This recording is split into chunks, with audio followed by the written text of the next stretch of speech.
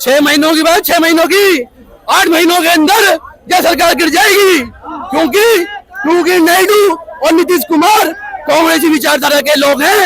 यह तानाशाही वाली सरकार नहीं चाहिए।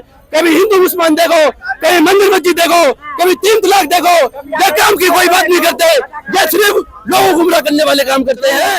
यह अरविंद केजरीवाल के साथ जो हो रही है पूरी साजिश हो रही है। माननीय नरेंद्र मोदी जी ने, प्रधानमंत्री जी ने बोला था अरविंद केजरीवाल एक नाक चतुर चोर है, उसके खिलाफ कोई सबूत नहीं मिला। मैं पूछना चाहता हूँ, अगर उसके खिलाफ कोई सबूत नहीं मिला तो उसको किसने अंदर डाला, या उसके बाद उसके खिलाफ कोई एविडेंस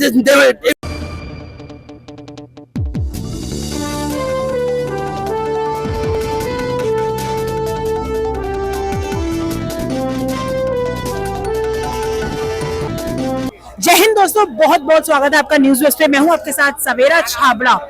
2024 की चुनावी नतीजे जिस तरीके से आए, उसके बाद जो देश की राजनीति में खलबली मची हुई है, आज हम बात करेंगे उसी मुद्दे पर। विपक्ष हर बार ये एनडीए सरकार को घेरने पर लगा रहता है कि ये किस तरीके की सरकार है, ये सरकार बहुत जल्द टूट जाएगी। तो क्या सोचती है जनता इस बारे में विपक्ष के इन आरोपों को लेकर? क्या नाम है आपका? शादाब मलिक।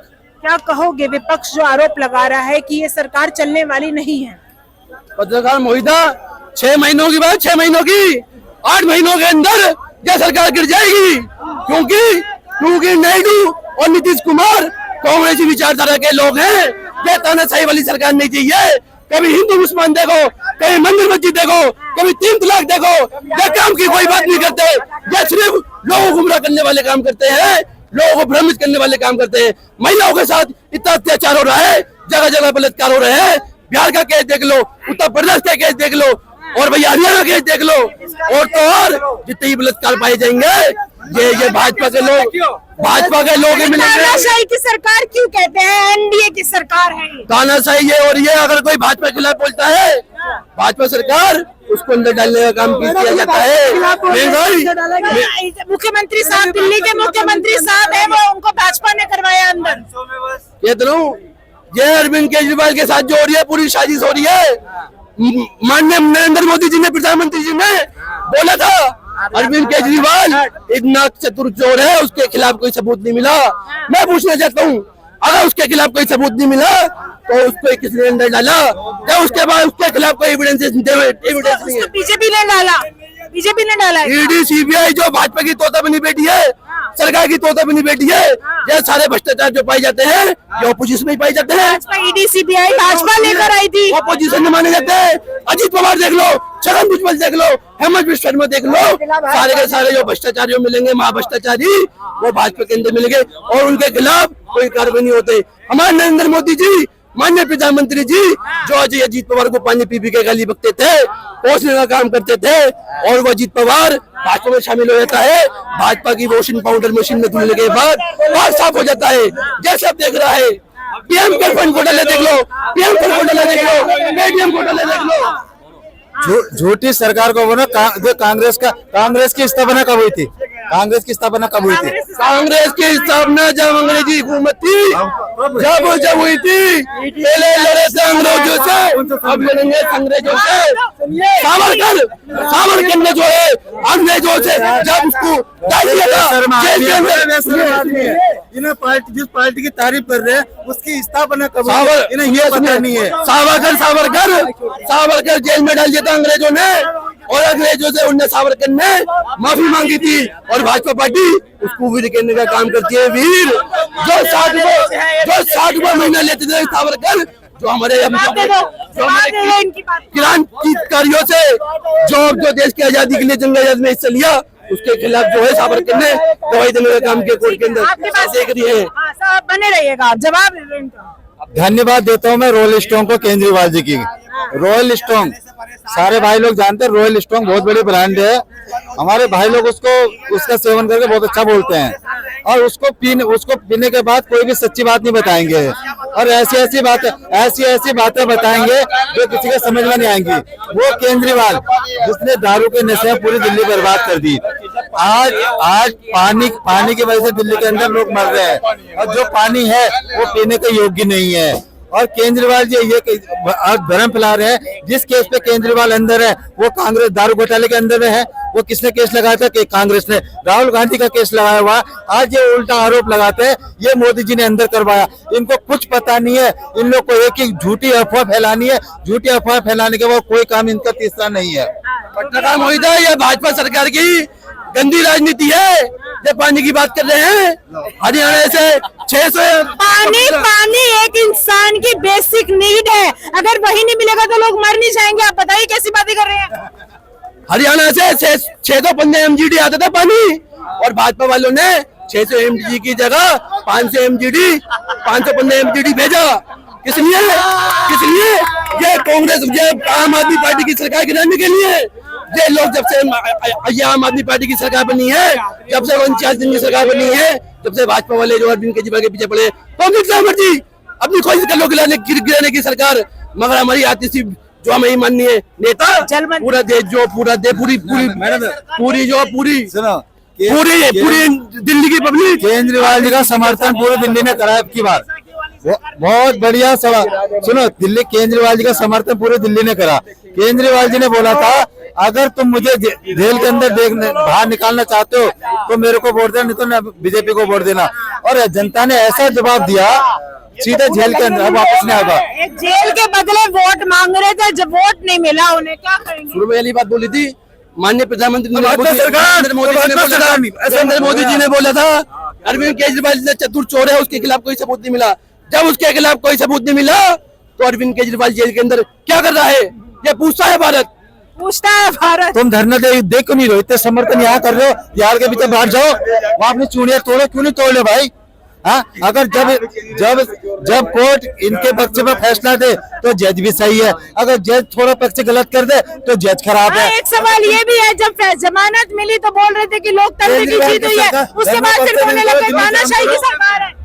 ईडी भाजपा तंत्र बन चुके हैं। भाजपा तंत्र, ईडी, सीबीआई, कोर्ट ने उनको जमानत दी, बेल दी थी, मगर ईडी जो है वो हाई कोर्ट सुप्रीम कोर्ट चली गई उसको जमानत दिलवाने के लिए। ये सब देख रही है। भाई ने वही बात कर दी, फटे तो फटे नवाबी ना घटे। ठीक है, अभी पूरी तरीके से बीजेपी ने कह दिया है कांग्रेस को कि बाबुल का घर छोड़ के कांग्रेस अपने घर चली, लेकिन फिर इनका समझ नहीं आ रहा कि चमचागिरी कब खत्म होगा। भाई अरे यार खत्म करो। मैडम पत्रकार महोदय, चमचेगिरी नहीं है, ये देशभक्ति है। देशभक्ति है। किसानों के साथ इतना अत्याचार हुआ, उनके आंसू गैस के गोले छोड़े गए, महिलाओं के साथ इतने बेपत्ता की जा रही है। महिला पहलवान का देख लो, देख लो, सब जगह अत्याचार हो रहा है। सुनिए, सब जगह अत्याचार हो रहा है। मैं 4 लाइनें बोल रहा हूँ, 4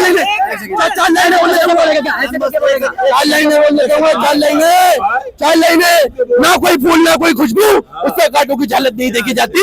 हमने खोली थी इस बाग में अपनी आंखें, हमसे इस बाग की हालत नहीं देखी जाती। जात पर जाती होती कोई बात नहीं, उसका आकार दुगना नजर आता है। कितने भी चमकीले सितारे से सब देख में इन लोगों को चमचागिरी करते हैं, इनको चमचों को ना पहचान में रहता हूँ। ये हमेशा कहेंगे मोदी अंधभक्त, हमें कहेंगे अंधभक्त, मोदी मीडिया, गोदी मीडिया, मोदी ने देश बेच दिया। ये ऐसे लोग तभी देश की विकास के बारे में बात करेंगे। मोदी ने क्या कहा? मेरा भाई पक्का देशभक्त है, तो इसी बात पे मेरे भाई वंदे मातरम की स्पेलिंग बता दे तू। चल वंदे मातरम क्या नहीं होता? क्यों नहीं होता? सुनिए, और अगर बता दिया तो बता दो, हिंदुस्तानी अगर बता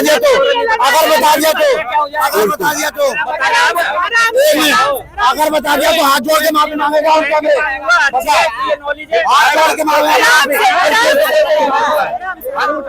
पत्रकार मोहित, सबसे पहले इस देश के अंदर यूपीएससी का पेपर लीक हुआ, उसके बाद नीट का पेपर लीक हुआ, उसके बाद अब जो देश के अंदर जो हाहाकार चल रहा है, हमारे युवा प्रदर्शन कर रहे हैं यूपीएससी के।